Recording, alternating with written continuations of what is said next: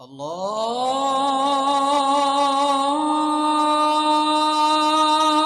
أكبر الله أكبر الله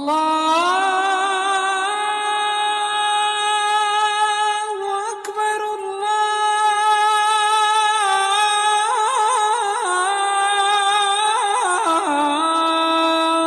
أكبر. السلام عليكم ورحمة الله وبركاته.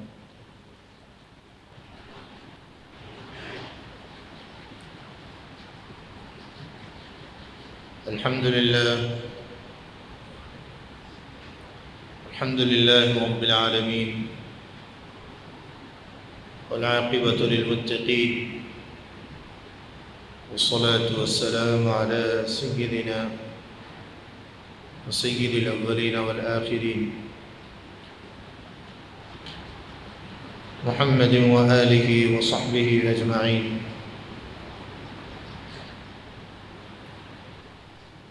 أما بعد، قال الله تبارك وتعالى: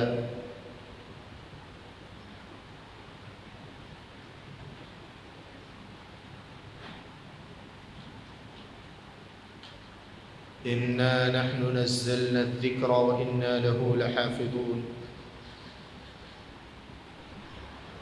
وقال تعالى: ذلك الكتاب لا ريب فيه هدى للمتقين. قال النبي صلى الله عليه وسلم: خيركم من تعلم القرآن وعلمه، أو كما قال رسول الله صلى الله عليه وسلم.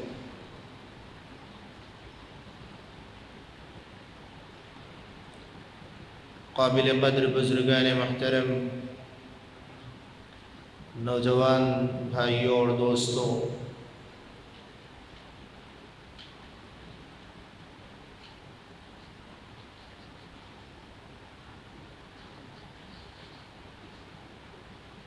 اسلام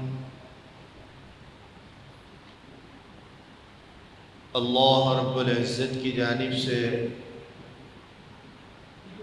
رحمت ہے۔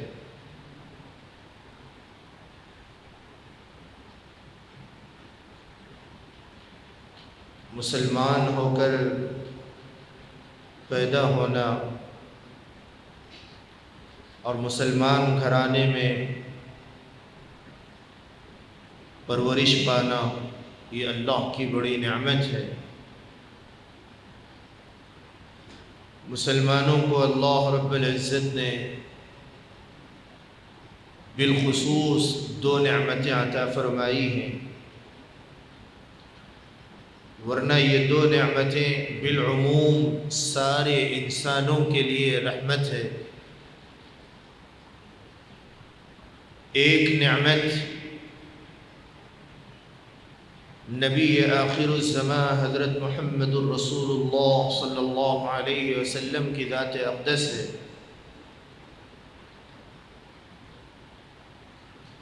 کہ مجھے اور آپ کو اللہ رب العزت نے آخری نبی امام الانبیاء رحمت دو عالم صلی اللہ علیہ وآلہ وسلم کی امت میں پیدا فرمایا، جس پر مجھے اور آپ کو شکر بجا لانا چاہیے کہ اللہ نے مجھے اور آپ کو حضرت محمد عربی صلی اللہ علیہ وآلہ وسلم کا امتی بنایا۔ دوسری نعمت جو مجھے اور آپ کو اللہ رب العزت نے اپنی رحمت سے عطا فرمائی ہے، وہ نعمت قرآن کریم کی نعمت ہے۔ قرآن کریم اللہ رب العزت کی جانب سے اور اس کی رحمت سے ایسی نعمت عطا ہوئی ہے کہ جس نعمت کا کوئی بدل قیامت تک کے لیے نہیں مل سکتا ہے۔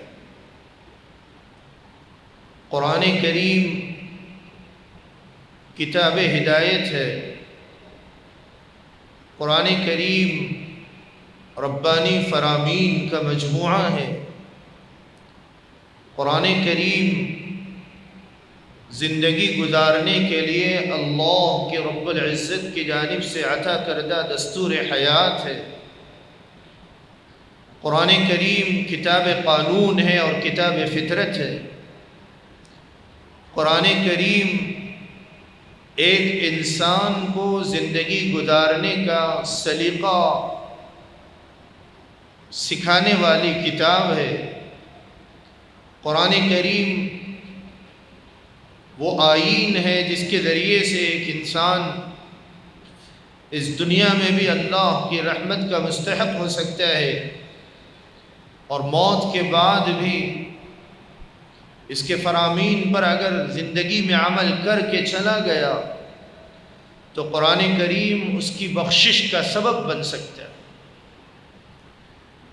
قرآن کریم اللہ رب العزت کا وہ عظیم الشان عطیہ ہے کہ مسلمان اگر قرآن کریم کی عظمتوں کو، اس کی بلندیوں کو، اس کی رفعتوں کو سمجھ جائے اور قرآن کریم سے اپنے تعلق کو جوڑ لے، مضبوط کر لے،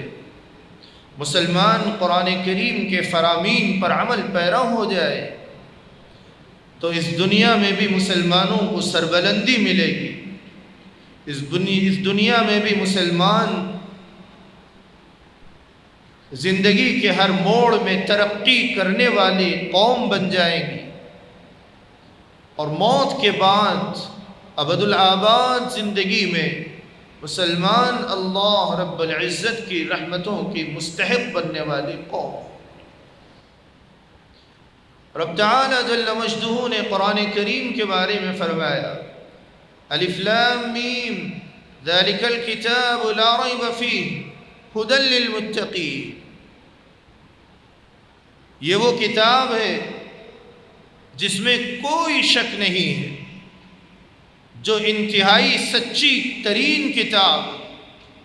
جس کا ایک ایک حرف سچائی پر مبنی ہے، جس کا ایک ایک ورق سچا ہے،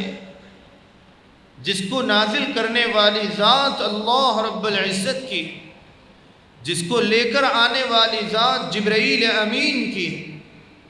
جس ہستی پر اتارا گیا وہ تمام انسانوں میں سب سے اعلیٰ ہے، جس ذات پر اتارا گیا، جس قلب مبارک پر قرآن کریم کو نازل کیا، وہ قلب تمام انسانوں کے قلوب میں سب سے زیادہ اطہر ہے، سب سے زیادہ پاکیزہ ہے، سب سے زیادہ صاف قلب ہے، سب سے زیادہ روشن قلب ہے، سب سے زیادہ منور قلب ہے، سب سے زیادہ اللہ رب العزت کے عشق میں ڈوبا ہوا قلب ہے اور سب سے زیادہ مزکہ قلب ہے، تزکیہ والا قلب ہے، تصفیہ والا قلب۔ کوئی بشر ان جیسا نہیں ہے، کسی بشر کا قلب ان کے قلب کی طرح نہیں ہے، کسی انسان کی زندگی ان کی طرح سے مماثل ہو ہی نہیں سکتی۔ ھدی للمتقین، یہ کتاب متقیوں کے لیے ہدایت ہے، یہ صرف تلاوت کی کتاب نہیں ہے، یہ صرف برکت کی کتاب نہیں ہے، یہ صرف یوں ہی وقت گزارنے کے لیے پڑھ لیا جائے، کوئی ایسی میگزین نہیں ہے کہ جسے یوں ہی پڑھ لیا جائے تفریحاً۔ قرآن کریم رب تعالی جل مجدہ وہ خصوصیات اور وہ میگنیٹک پاور قرآن کریم میں اللہ نے رکھا ہے کہ جو قلب اس کی تلاوت کرے گا اور سچے دل سے کرے گا، قرآن کریم کی تلاوت اگر مکمل آداب کی رعایت کے بعد کوئی کرتا ہے، باوضو ہو کر قرآن کریم کی تلاوت کرتا ہے، مسواک کا اہتمام کر کے قرآن کریم کی تلاوت کرتا ہے، اور قبلہ رخ ہو کر قرآن کریم کی تلاوت کرتا ہے، قرآن کریم کو اپنے قلب سے لگا کر اس سے تعلق کا اظہار کرتا ہے، اس کے آداب کو ملحوظ رکھتا ہے، اور پھر خشیت کے ساتھ کہ یہ میرے رب ذوالجلال کا کلام ہے اور میرے اللہ کا فرمان ہے، میرے اللہ کی باتیں اس میں ہیں، میرے اللہ کے فرامین اور اس کے آرڈرز اس کلام مجید میں موجود ہے، میرے نبی کی ادائیں اس کلام میں موجود ہے، اور میری زندگی کے طریقہ اور اسلوب اس کلام مجید میں موجود ہے، جنت کے تذکرے اس کلام مجید میں موجود ہے، جہنم کی وعیدیں اس کلام مجید میں موجود ہے، جہنم کی خوفناک حوادیاں اور جہنم کے خوفناک عذابات کا تذکرہ اس کلام مقدس میں موجود ہے، جنت اور اہل جنت کے تذکرے اور وہاں کی بہاریں، وہاں کی نعمتیں، وہاں کی نہریں اور وہاں کی ملنے والی اہل ایمان کو بیش بہا نعمتوں کا تذکرہ اس کلام مقدس میں موجود ہے، نبی کے صحابہ کا تذکرہ اس کلام مقدس میں موجود ہے، پچھلے انبیاء کا تذکرہ اس کلام مقدس میں موجود ہے، آگے آنے والے حالات کا تذکرہ اس کلام مقدس میں موجود ہے، قیامت کی ہولناکیوں کا تذکرہ اس کلام مقدس میں موجود ہے، زلزلوں کا تذکرہ اس کلام مقدس میں موجود ہے، سمندروں کی موجوں کا تذکرہ اس کلام مقدس میں موجود ہے، پہاڑوں کا وزن اس کلام مقدس میں موجود ہے، زمین اور دھرتی کی تمام قسمیں اس کلام مقدس میں موجود ہے، ملائکہ کا تذکرہ اس کلام مقدس میں موجود ہے، آسمان کا تذکرہ اس کلام مقدس میں موجود ہے، برزخ کے حالات اس کلام مقدس میں موجود ہے، اللہ کے ساتھ انسان کا رشتہ اس کلام مقدس میں موجود ہے، نبیوں کے حالات اس کلام مقدس میں موجود ہے، امہات المومنین کے حالات اور ان کی پاک دامنی کے تذکرے اس کلام مقدس میں موجود ہے، اپنی زندگی کو گزارنے کا ڈھنگ اور سلیقہ اس کلام مقدس نے مجھے سکھایا ہے، یہ تمام وہ باتیں ہیں جو کہ اس کلام مقدس میں اللہ نے سمو کر مجھے اور آپ کو گفٹ کے طور پر عطا کیا ہے۔ لے اے مسلمان، اس کلام مقدس کو، یہ کلام میں مجھے تحفتاً دے رہا ہوں، اس کلام کو پکڑ لے، اس کلام کو پڑھ لے، اس کلام کو سمجھ لے، اس کلام کو اپنی زندگی میں اپنے لیے امام بنا لے، اس کلام کو اپنے لیے زندگی میں پیشوا بنا لے، تیری زندگی کو تابناک اور روشن بنا دوں گا، تو دنیا سے چلا جائے تو تیرے لیے کلام شفاعت کا ذریعہ بنے گا۔ اتنا سب کچھ اللہ کی طرف سے نازل ہونے کے بعد اللہ نے فرمایا ہو اِنَّا نَحْنُ نَزَّلْنَا الذِّكْرَ وَإِنَّا لَهُ لَحَافِظُونَ، ہم ہی نے قرآن کریم کو نازل کیا، اللہ نے فرمایا ہم ہی نے قرآن کو نازل کیا اور ہم ہی اس کی حفاظت کرنے والے ہیں، ہم ہی اس کے محافظ ہیں، اس کے ایک ایک ورق کی، اس کے ایک ایک پیج کی، اس کے ایک ایک رکوع کی، اس کے ایک ایک پارے کی، اس کے ایک ایک آیت کی، اور پھر قرآن کریم کے جزئیات کی، قرآن کریم کے معانی کی، قرآن کریم کے مفہوم کی، قرآن کریم کی تشریح کی، قرآن کریم کی تفسیر کی۔ اللہ رب العزت حفاظت کے ذمہ دار ہیں، دنیا کی کوئی طاقت قرآن کریم میں رد و بدل نہیں کر سکتی، یہ ہمارا ایمان ہے۔ فَأْتُوا بِسُورَةٍ مِّن مِّثْلِهِ، قرآن نے چیلنج کیا ہے،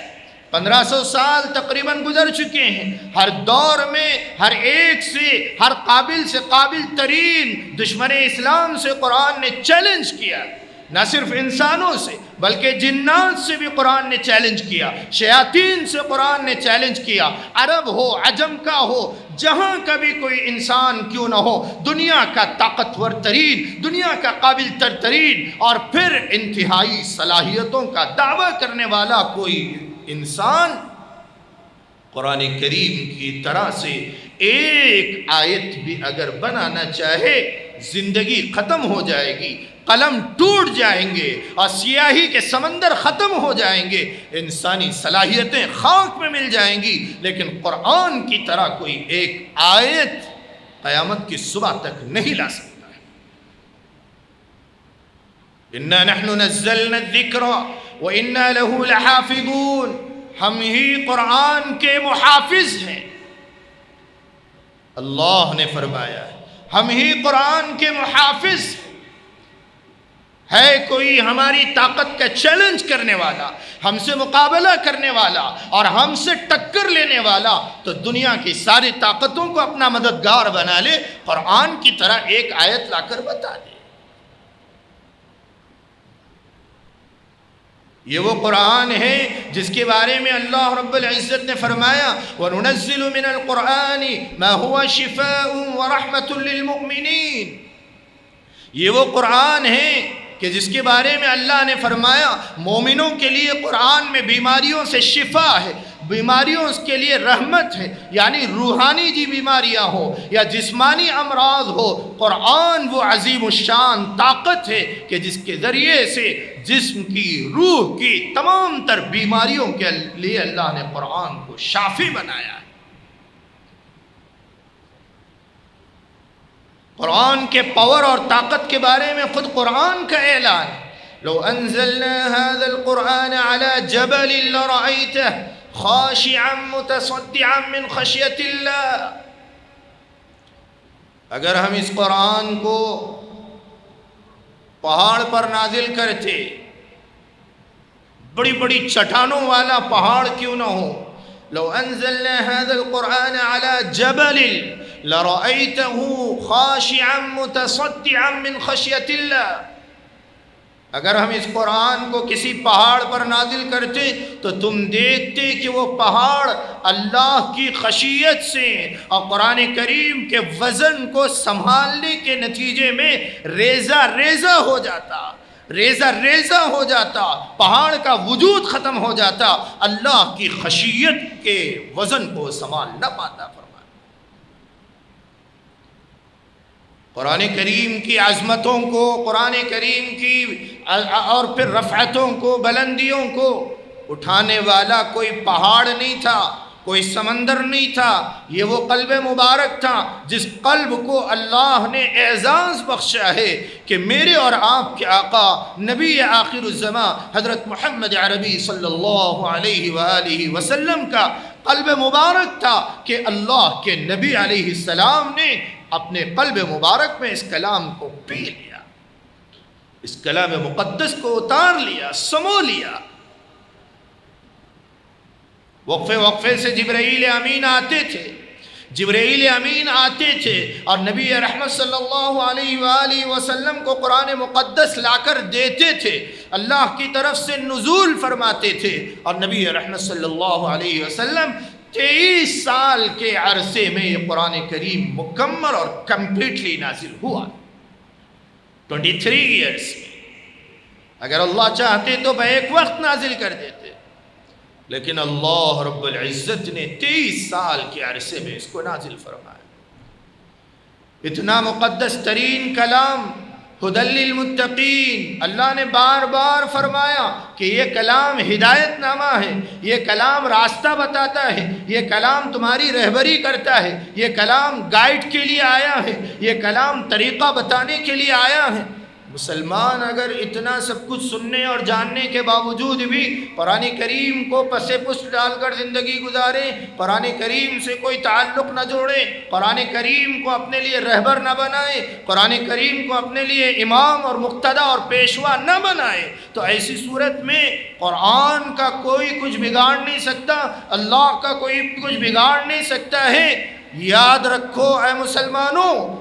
اگر ہم نے قرآن کو چھوڑ کر زندگی گزاری ہے تو پھر ہمارا لاس ہوگا، ہمارا نقصان ہوگا، ہم لاس اٹھانے والے ہوں گے، ہم خسارہ کرنے والے ہوں گے۔ اور خبردار، اللہ کی عدالت میں جب میں اور آپ آئیں گے تو یاد رکھیں، بار بار قرآن کریم کی عظمتوں کو جاننے کے باوجود، بار بار ہماری زبانیں کہنے کے باوجود، بار بار ہمارے کان سننے کے باوجود بہروں کی طرح اگر غافل زندگی گزاریں گے اور مسلمان قرآن کو پس پشت ڈال دیں گے اور سنی انسنی کر کر چیپٹر کلوز کر دیں گے تو پھر خبردار، اللہ کی عدالت میں مجھے اور آپ کو قرآن کے سلسلے میں انصاف کے ساتھ کھڑا ہونا۔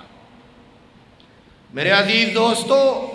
مسلمان بآسانی یوں کہہ دیتا ہے کہ مجھے پڑھنا نہیں آتا تو میں اللہ کے ذمہ بری ہوں، میری کوئی پکڑ نہیں ہونے والی، میں اللہ کی رحمتوں کا، میں اس کے رحمان کا تذکرہ کروں گا، میں اور اس کے غفار کا تذکرہ کروں گا۔ اللہ رحمان ہے، اللہ رحیم ہے، اللہ غفور ہے۔ یقیناً اللہ غفار الذنوب ہے اور اللہ رحیم ہے، رحمان ہے۔ لیکن میرے عزیز دوستو، ان بندوں کے لیے جو کہ گناہ کر کے شرما جائے، گناہ کر کے پچھتا جائے، گناہ کر کے گھٹ گھٹ کی زندگی گزارے کہ میں کل اللہ کو کیا منہ دکھاؤں گا، ان کے لیے نہیں، جو کہ باغی بن کر، جو کہ اللہ کا نافرمان بن کر ڈٹ جائے اور پھر یعنی اللہ کے ساتھ بغاوت کرنے پہ اتر آ جائے اور شیطان کا پکا دوست بن جائے، اللہ کی رحمت ایسوں کے لیے نہیں ہوگی۔ مجھے معاف کریں، ایک بات اور کہتا ہوں، قرآن کریم میں اللہ نے ایک فرمان نازل کیا رسول رحمت صلی اللہ علیہ وآلہ وسلم کے بارے میں، وقال الرسول یا ربی ان قوم اتخذوا هذا القرآن مہجورا۔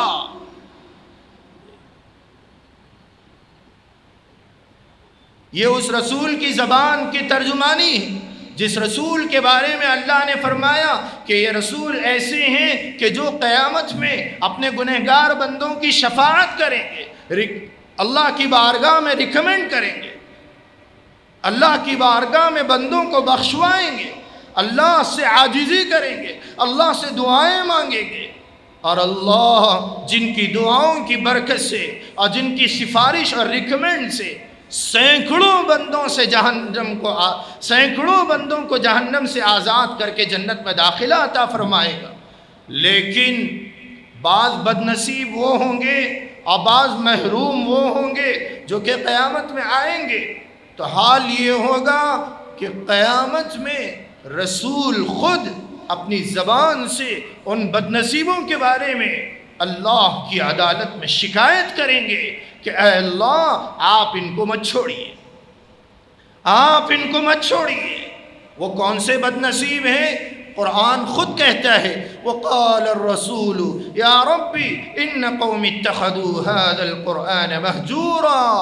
رسول کہیں گے اے میرے رب ان قوم اتخذوا هذا القرآن مہجورا، اے میرے رب میری قوم کے یہ وہ لوگ ہیں، یہ وہ گروپ ہیں، یہ وہ گروہ ہیں جو کہ قرآن کو اپنی زندگی میں چھوڑ دیا تھا۔ هذا القرآن مہجورا، چھوڑ دیا کا مطلب کیا ہے؟ مطلب یہی ہے کہ مجھے قرآن سے کوئی تعلق نہیں، العیاذ باللہ، العیاذ باللہ۔ بولتے بولتے امام کی زبان سوکھ جائے، سینکڑوں لوگ کہتے کہتے چلا جائیں، لیکن اس کے باوجود میں قرآن پڑھنے والا نہیں ہوں، میں ٹھان لیا ہوں، میرا عزم مصمم ہے، یا میں قسم کھا لیا ہوں، ڈھیٹ کا ڈھیڑ بن چکا ہوں، قلب پر کوئی اثر نہیں، دل ہے یا پتھر ہے یا لوہا ہے جو کہ اندر پڑا ہوا ہے۔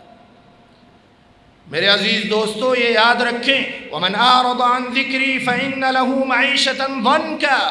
قرآن کریم نے یوں اعلان کیا ہے صاف طور پر سورہ طٰہٰ میں کہ جو کوئی میرے ذکر سے یعنی میرے قرآن کو چھوڑ کر زندگی گزارے گا، اللہ نے فرمایا فَإِنَّ لَهُ مَعِيشَةً ضَنْكًا، تو میں اس کی زندگی کو تنگ کر کے رکھ دوں۔ آج بتائیے وَنَحْشُرُهُ، یہ تو دنیا کا عذاب ہے،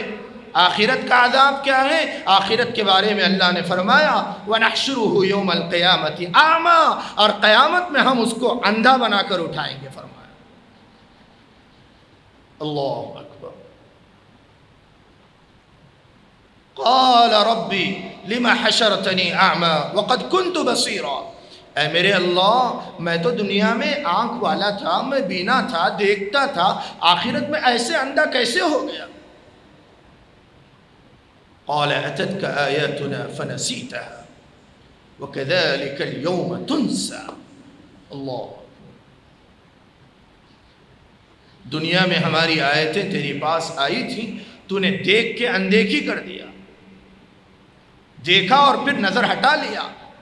اسی طرح آج بھی تیرے ساتھ تجھے بھلا دیا جائے گا، یعنی تیرا تذکرہ بھی کہیں رحمتوں کے پاس نہیں ہوگا۔ اللہ اکبر۔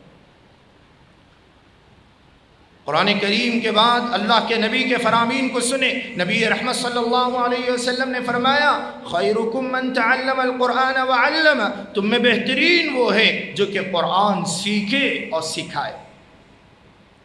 زینوا القرآن بحسن اصواتکم، تم اپنی آواز کے ذریعے قرآن کو زینت بخشو۔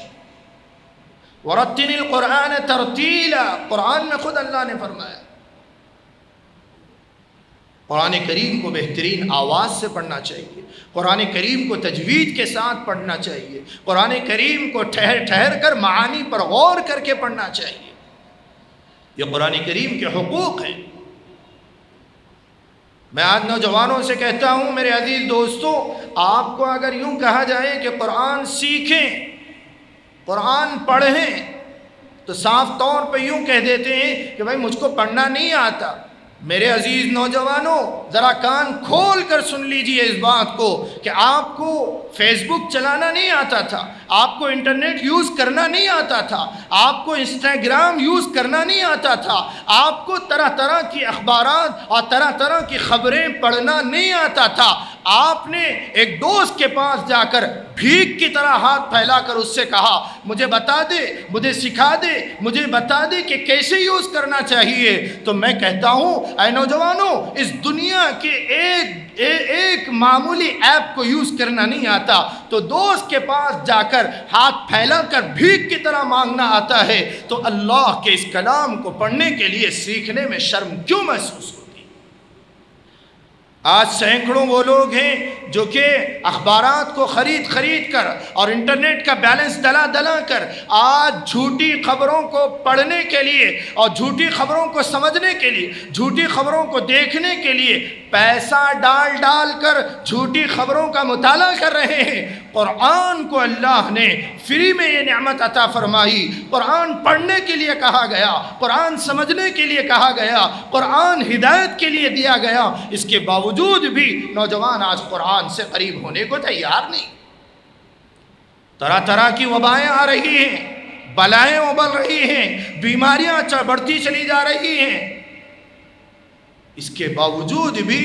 مزید اور انٹرنیٹ کی ندی میں غرق ہوتا جا رہا ہے۔ نوجوان آج بھی توبہ کے لیے نہیں بڑھ رہا ہے، شرم کی بات ہے۔ اے نوجوانوں، مجھے بھی غور کرنا ہے، کیونکہ مجھے بھی موت کے گڑھے میں جانا ہے اور آپ کو بھی موت کے قبر میں جانا ہے۔ پتہ نہیں کہ وہاں جانے کے بعد کہیں شرمندگی کا سامنا کرنا نہ پڑ جائے۔ اسی لیے ابھی وقت ہے کہ آج میں اور آپ عزم کریں، ارادہ کریں، نیت کریں، توبہ کریں اپنے پاس کے حالات پر اور ماضی کی زندگی پر، اور آئندہ کے لیے یہ پختہ ارادہ کریں کہ شیطان لاکھ کاوش کرے اور کوشش کرے، مجھے تو اللہ سے باتیں کرنا ہے، مجھے تو قرآن سیکھنا ہے، مجھے تو اللہ کا کلام پڑھنا ہے، کہیے انشاءاللہ۔ انشاءاللہ اللہ سے امید ہے اللہ تعالیٰ مجھے اور آپ کو قرآن کریم کا عاشق بنا دے، قرآن کریم کی تلاوت کا ذوق اور شوق لے کر جینے کی اور مرنے کی توفیق عطا فرمائے۔ آمین وآخر دعوانا ان الحمد للہ رب العالمین۔ سنت علیہ